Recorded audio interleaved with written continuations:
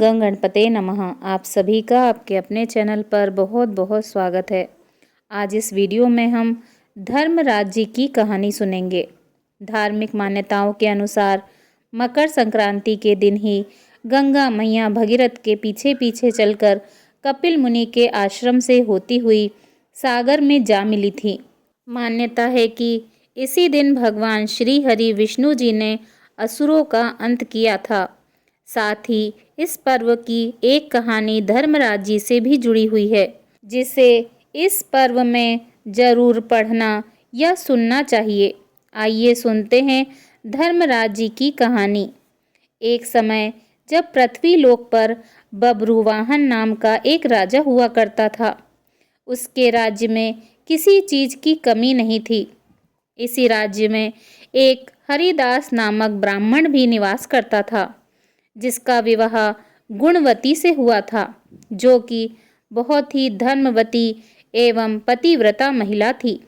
गुणवती ने अपना पूरा जीवन सभी देवी देवताओं की उपासना में लगा दिया और वह सभी प्रकार के व्रत करती थी और दान धर्म भी किया करती थी। इसके अलावा अतिथि सेवा को वह अपना धर्म मानती थी। ऐसे ही ईश्वर की उपासना करते हुए वह वृद्ध हो गई। जब उसकी मृत्यु हुई तो धर्मराज के दूत उसे अपने साथ धर्मराजपुर ले गए। यमलोक में एक सुंदर सिंहासन पर यम धर्मराज विराजमान थे और उनके पास ही चित्रगुप्त भी बैठे थे। चित्रगुप्त जब धर्मराज को प्राणियों का लेखा जोखा सुना रहे थे, तभी यमदूत गुणवती को लेकर पहुँचे। गुणवती यमराज को देखकर थोड़ी भयभीत हुई और मुंह नीचे करके खड़ी हो गई।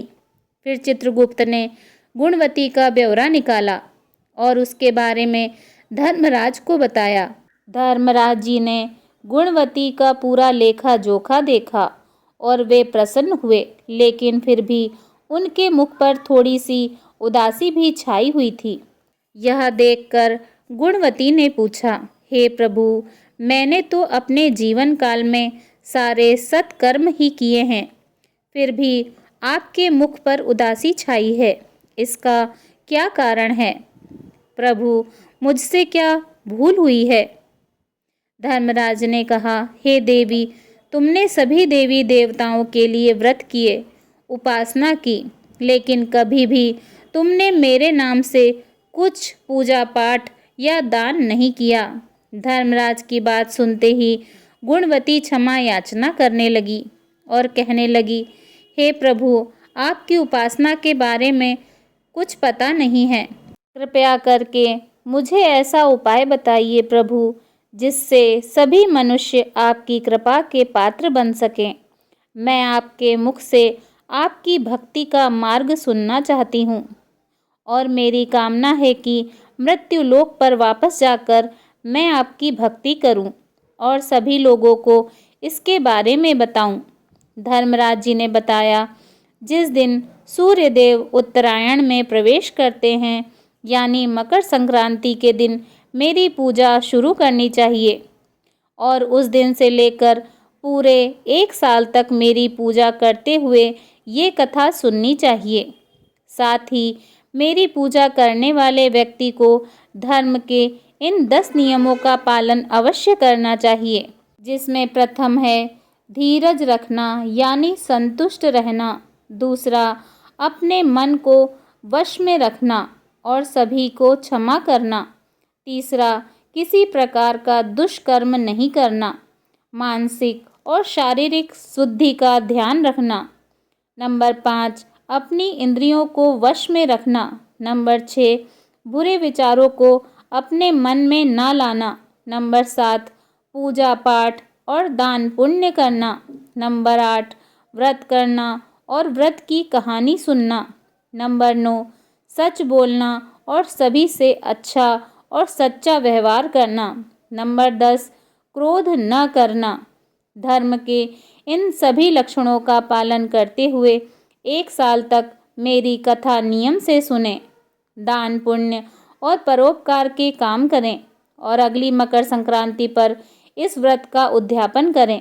इसके बाद मेरी एक मूर्ति बनाकर विधि विधान से प्राण प्रतिष्ठा करवाकर हवन पूजन करें और साथ ही चित्रगुप्त जी की भी पूजा करें और काले तिल के लड्डू का भोग लगाएं। इसके बाद ब्राह्मण भोज करवाएं।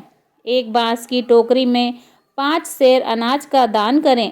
साथ ही किसी ज़रूरतमंद को गद्दा, तकिया, कंबल, लोटा, वस्त्र आदि का दान करें। संभव हो तो गौ दान करें। धर्मराज जी से व्रत की पूरी कथा सुनकर गुणवती ने पुनः धर्मराज जी से प्रार्थना की, हे प्रभु, मुझे फिर से मृत्युलोक में जाने दीजिए, जिससे मैं आपका व्रत कर सकूं, साथ ही इस व्रत का प्रचार भी लोगों में कर सकूं। इस पर धर्मराज ने गुणवती को धरती लोक पर फिर से भेज दिया। धरती पर वापस आकर गुणवती ने धर्मराज द्वारा बताए गए व्रत के बारे में अपने पति देव को बताया। मकर संक्रांति आते ही गुणवती और उसके पति ने ये व्रत शुरू कर दिया। इस व्रत के प्रभाव से उन पर धर्मराज जी की कृपा हुई और उन्हें मोक्ष की प्राप्ति हुई। प्रेम से बोलिए धर्मराज जी की जय, चित्रगुप्त जी की जय।